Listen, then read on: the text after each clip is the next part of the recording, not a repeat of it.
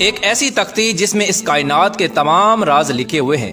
کون کب مرے گا، کس کو کتنا رزق دیا جائے گا، اور کس کی زندگی میں کون کون سے حالات درپیش ہوں گے، کس کو کس طرح کی موت آئے گی، اور کون کس حال میں مرے گا، اور کس کا حشر کیسا ہوگا۔ الغرض تمام زمین و آسمان اور اس پر اسرار دنیا و کائنات کے تمام راز اس تختی پر تحریر ہیں۔ پیارے دوستو، کیا آپ جانتے ہیں کہ لوح محفوظ کیا ہے اور یہ کہاں پر ہے؟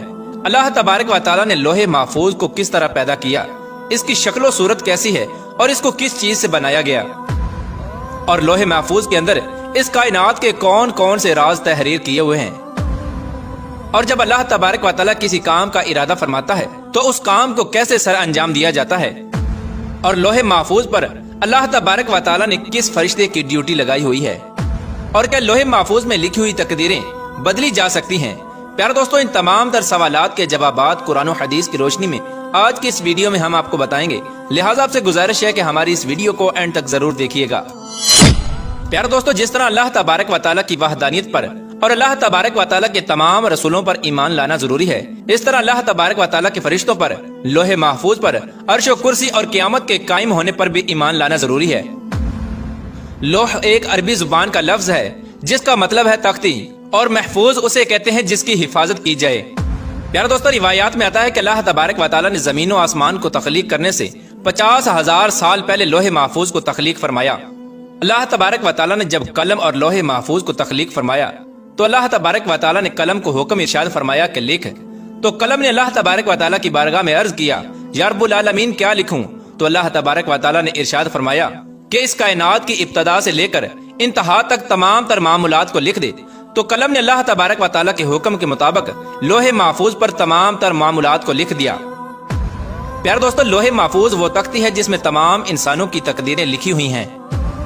اس کائنات کی تخلیق سے لے کر اس کائنات کے فنا ہونے تک ہر چیز اس میں لکھی ہوئی ہے، لہٰذا آج تک جو کچھ اس کائنات میں ہوا ہے اور قیامت تک جو کچھ بھی ہوگا وہ تمام کا تمام اس لوح محفوظ میں لکھا ہوا ہے۔ اور لوح محفوظ تمام مخلوقات کی پہنچ سے بالا تر ہے، کوئی بھی انسان یا شیطان اس تک نہیں پہنچ سکتا۔ جیسا کہ بخاری شریف کی حدیث ہے کہ حضور پاک صلی اللہ تعالی علیہ وآلہ وسلم نے ارشاد فرمایا کہ اللہ تبارک و تعالیٰ نے لوح محفوظ میں ہر چیز لکھ دی اور آسمان و زمین کو پیدا کیا۔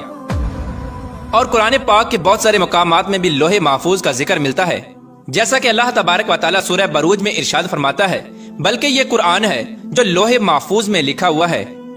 قرآن پاک کی اس آیت کریمہ سے پتہ چلا کہ قرآن پاک بھی لوح محفوظ کی تختی پر لکھا ہوا ہے، اور ہمارے پاس جو قرآن پاک موجود ہے یہ وہی قرآن پاک ہے جو لوح محفوظ میں تحریر کیا ہوا ہے۔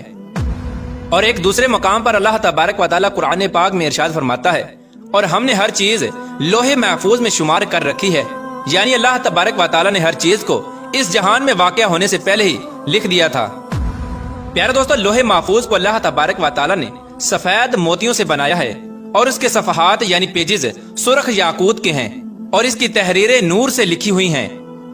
جیسا کہ حضرت ابن عباس رضی اللہ تعالیٰ عنہ سے روایت ہے کہ نبی آخر الزمان حضرت محمد مصطفیٰ صلی اللہ تعالیٰ علیہ وآلہ وسلم نے ارشاد فرمایا کہ اللہ تبارک و تعالیٰ نے لوح محفوظ کو سفید موتیوں سے پیدا کیا، اور اس کے صفحات یعنی پیجز سرخ یاقوت کے ہیں، اور اس کا قلم نور کا ہے، اور اس کی لکھائی بھی نور کی ہے۔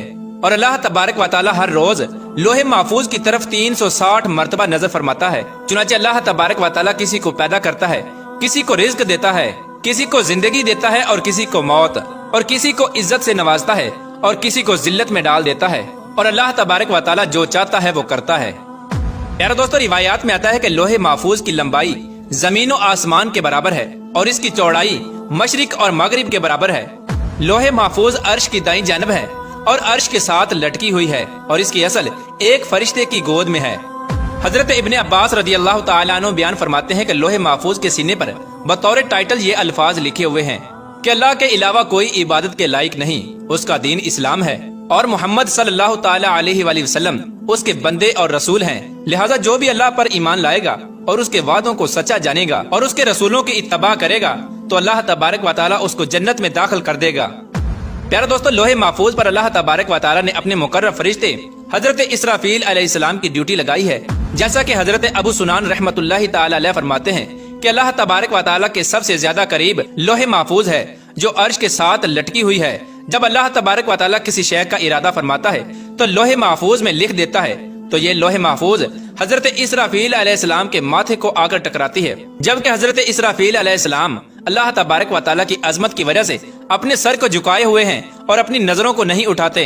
जब लोहे महफूज की तख्ती हजरत इसराफील अलैहिस्सलाम के माथे से आकर टकराती है तो हजरत इसराफील अलैहिस्सलाम उसमें नजर करते हैं। अगर उसमें अल्लाह तबारक व तआला का हुक्म आसमान वालों के मुतल्लक होता है तो हजरत इसराफील अलैहिस्सलाम मीकाईल अलैहिस्सलाम के सुपुर्द कर देते हैं, और अगर कोई हुक्म जमीन वालों के मुताल्लिक होता है तो हजरत इसराफील अलैहिस्सलाम उस हुक्म को हजरत जिब्राईल अलैहिस्सलाम के सुपुर्द कर देते हैं।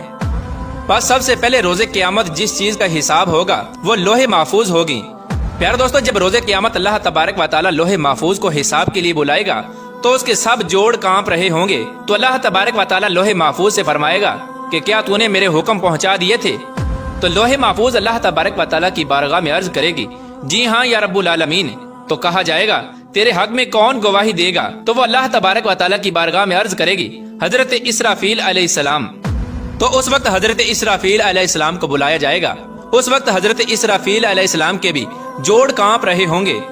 अल्लाह तबारक व तआला हजरत इसराफील अलैहिस्सलाम से फरमाएगा, क्या तुझे लोहे महफूज ने मेरे तमाम अहकाम पहुंचा दिए थे?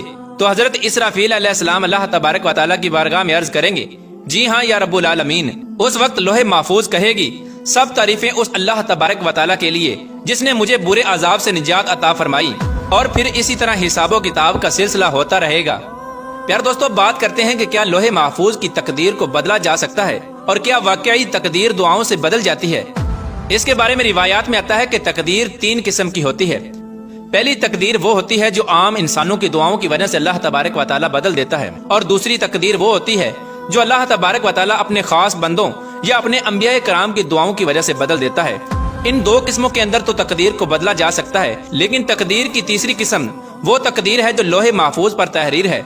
इस तकदीर को नहीं बदला जा सकता, हत्ता कि लोहे महफूज पर लिखी हुई तकदीर को तब्दील करने के लिए कोई नबी भी दुआ करना चाहे तो अल्लाह तबारक व तआला उसको रोक देता है। प्यार दोस्तों, इससे मालूम हुआ कि लोहे महफूज पर जो कुछ भी लिखा हुआ है उसमें किसी किस्म की कोई तब्दीली नहीं हो सकती, और लोहे महफूज पर लिखी हुई तकदीर को किसी तरह भी बदला नहीं जा सकता। अलबत्ता कुछ तकदीरें ऐसी होती हैं जिसको अल्लाह तबारक व तआला सहीफों की शक्ल में फरिश्तों को अता फरमाता है। तो वो तकदीरें अल्लाह तबारक व तआला के नेक बंदों, औलिया कराम और अल्लाह तबारक व तआला के अंबिया कराम की दुआओं से तब्दील हो जाती हैं। अल्लाह तबारक व तआला से दुआ है कि अल्लाह तबारक व तआला हमारे तमाम सगाइर कुबाइर गुनाहों को माफ फरमाए और अपने प्यारे हबीब हजरत मोहम्मद मुस्तफ़ा सल्लल्लाहु तआला अलैहि वसल्लम की शरीयत के मुताबिक जिंदगी गुजारने की तौफीक अता फरमाए और उनकी मोहब्बत के अंदर जीना मरना नसीब फरमाए।